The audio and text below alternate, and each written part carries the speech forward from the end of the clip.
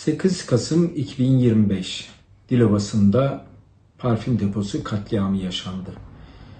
Yaşanmaması mümkün değildi çünkü Dilovası'nda birçok iş yeri kaçaktı ve ruhsatla ilgili sorun vardı.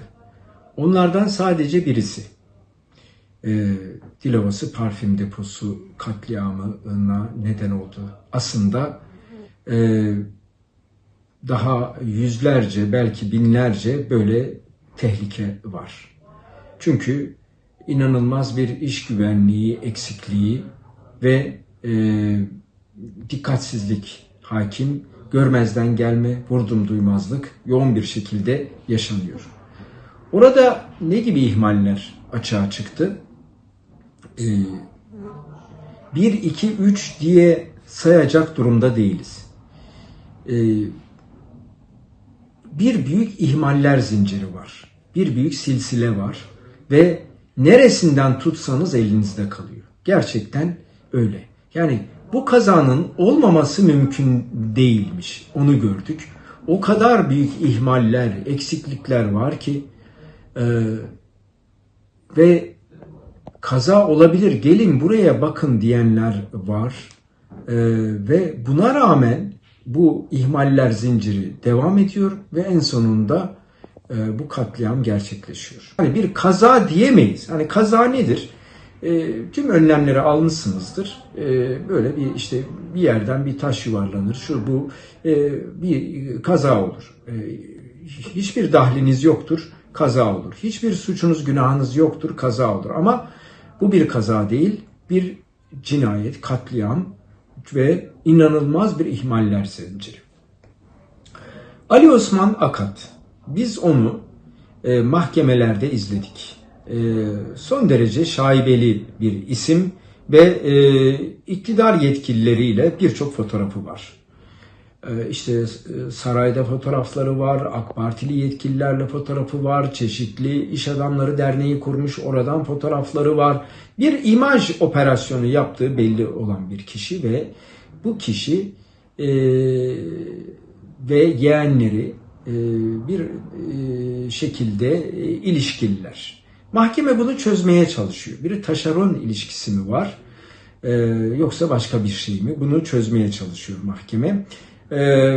Ve anlaşılan o ki iktidara yakınlıkları bu katliamın gelmesini hazırlamış. Çünkü birçok ihmal var ve bunlar örtbas edilmiş. Binanın yıkılması gerekiyordu 2021'de. Bina yıkılmamış.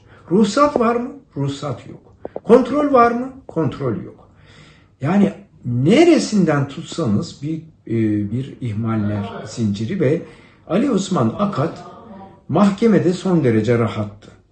Sanki tek suçu işte zanlıları yurt dışına çıkarma işiymiş gibi. Zaten beni burada niye tutuyorsunuz ki?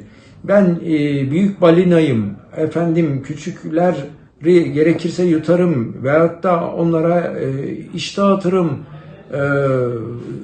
Kim beni eleştirebilirmiş diye. Hatta beni bile olayı yakından takip eden bir Kocaeli milletvekili olarak beni bile orada tehdide varan ifadelerle eleştirmişti. Bu denli rahat, pervasız, fütursuz bir insan. Yani bir büyük katliama yol açan ihmaller zincirinin bir yerinde duran bir kişi ve fakat Ali Osman Akat son derece rahat, bu konuyla alakası olmadığını iddia ediyor ve insanlara bir büyük patron edasıyla tepeden bakıyor, küçümsüyor, gayet rahat, gülüyor ve bir an evvel özgürlüğüne kavuşacağını düşünüyor. İş güvenliği önlemleri son derece zayıf. Çünkü iş güvenliği uzmanlarının maaşını patronlar veriyor ve iş güvenliği uzmanları eksiklikleri söyleyemiyorlar. Biz yıllardır bu maaşların kamu idaresi tarafından verilmesi gerektiğini, yoksa iş güvenliği önlemlerinin alınamayacağını söyledik. Dinlenilmedi. O yüzden bu ve benzeri katliamlar devam edebilir. Burada da 7 kişi tutuklandıktan sonra ikisinin serbest bırakılması böyle bir önemli güvensizlik oluşturdu mağdurlarda. Fakat tabii olayı da ayrıntılı bir şekilde takip etmek lazım. Her tutuklanan cezalandırılacak diye bir şey yok. Konuyu yakından takip edeceğiz. Ve gerçek anlamda suçlu olanların mutlaka cezalandırılması için de yoğun bir gayret içinde olacağız. Yakından konuyu takip ediyoruz. Her gelişmeyi Kocaeli Milletvekili olarak takip ediyorum ve adalet nöbetinin başlaması ve bizim her gün 250 günden fazladır sosyal medyada bu konunun peşini bırakmamamızın kamu görevlilerinin yargılanmasını sağlayacağını düşünüyorum.